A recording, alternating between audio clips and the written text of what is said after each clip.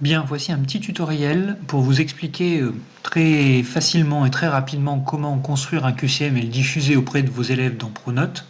Donc je me suis connecté à Pronote avec la version client qui à mon sens est un petit peu plus complète et plus facile à utiliser. Donc bien sûr je vais dans l'onglet QCM. Dans l'onglet QCM je vais créer un nouveau QCM. Je clique ici. Je donne un nom, QCM de démonstration. Je valide. Ici apparaissent trois onglets à l'intérieur de mon QCM de démonstration: saisie des questions, modalité d'exécution, résultat. Donc, ajouter une question dans la saisie des questions.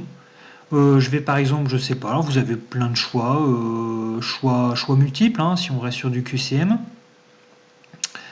La fenêtre apparaît, intitulé c'est la question 1, énoncé cette formation est-elle, sans faute c'est mieux, satisfaisante. Proposer une réponse, oui. Proposer une autre réponse, non. Proposer une autre réponse, peut-être, si on veut autre chose qu'un vrai-faux, mais ça pourrait être un outil aussi de préparation d'un vrai-faux, mais là j'ai choisi un vrai QCM, c'est-à-dire avec un minimum de 3 réponses. Je précise la bonne réponse, donc bien sûr cette formation est-elle satisfaisante, la réponse est évidemment oui, n'est-ce pas? Je double-clique, c'est validé. On peut voir ce que ça donne d'un point de vue élève, par exemple. Voilà ce qui apparaît chez lui. On peut même le simuler. Oui, je valide, et on lui donne la bonne réponse. Voilà. Donc ça, c'est l'écran de démonstration. Bien sûr, vous mettez autant, je valide ma question, elle me plaît bien. Vous mettez autant de questions que vous voulez. Maintenant, on pourrait mettre, je sais pas moi, choix unique. Question 2. Énoncer autre chose. Voilà. Proposer une réponse. Je sais pas, mais n'importe quoi. Peu importe. Voilà. Je valide. Oui. Proposer une autre réponse. Je sais, tac. Je double-clique n'importe où. Je valide. Voilà. Donc maintenant, je m'interroge sur les modalités d'exécution. Est-ce que je ne veux pas de corriger, de façon à faire le corriger en classe? Corriger à chaque question, ça permet au fur et à mesure aux élèves de rectifier le tir. Corriger à la fin, c'est plutôt si on est sur un test. Toutes les questions mélangées, ça permet que deux élèves qui vont le faire en simultané chez l'un, chez l'autre, avec le téléphone à l'oreille, vont pas tomber au même moment sur les mêmes questions, donc ça peut provoquer un petit peu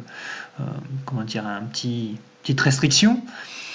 Seulement quelques questions, généralement on ne l'utilise pas. Autoriser le retour aux questions précédentes, moi c'est pareil, je ne l'utilise pas. Mélanger l'ordre des réponses proposées, c'est intéressant lorsqu'il y a plusieurs QCM, toujours pour brouiller un petit peu les pistes. Limiter le temps de réponse, ça dépend si vous voulez du temps limité ou pas. Accepter les bonnes réponses incomplètes. Si vous prenez par exemple que des QCM, il n'y aura pas de questions à se poser. Vous mettez pas, ça ne change rien. Permettre à l'élève de se prononcer sur le niveau de difficulté, c'est bien. Moi, je le mets parce que ça permet à l'élève de faire afficher une espèce de petit drapeau rouge. Et ça vous donne tout de suite une vision globale des résultats et de voir un petit peu où on est la classe en un clin d'œil. Donc moi, je trouve ça intéressant. J'ai dit à la fin. Résultat, normal, il n'y a pas de résultat affiché. Donc une fois que c'est fait, en fait, votre QCM existe. Vous pouvez aller cliquer n'importe où ailleurs. Tout ce que vous avez fait a été sauvegardé. Normalement, voilà. Exemple, je reviens là. Vous voyez, tac, mes questions. Elles ont bien été sauvegardées, il n'y a pas de problème. Maintenant, je souhaite le diffuser. Cahier de texte. Je vais prendre une classe, je ne sais pas moi, par exemple celle-ci. Je vais l'ajouter comme travail à faire. Donc on est là, c'est le 21. Ajouter un travail à faire, c'est pas n'importe quoi, c'est un QCM. QCM, moi je les ai pas classés, ils sont tous ensemble, donc sans matière, sans niveau. Le QCM de démonstration, je double-clique. Il s'affiche. Il n'y a plus rien d'autre à faire. Il n'y a plus qu'à fermer et puis à vérifier au fur et à mesure que le travail se fait. J'ai parlé de la colonne résultat. Qu'est-ce qu'on observe dans la colonne résultat? Je vais vous en prendre un qui a déjà été fait. Je ne sais pas, par exemple celui-ci, vous voyez. Donc, j'avais fait plusieurs questions.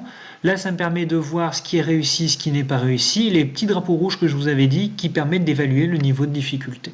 Voilà, donc c'est un outil de différenciation, c'est un outil d'introduction également pour une reprise de notions. À vous d'en faire ce que vous voulez. Bon courage!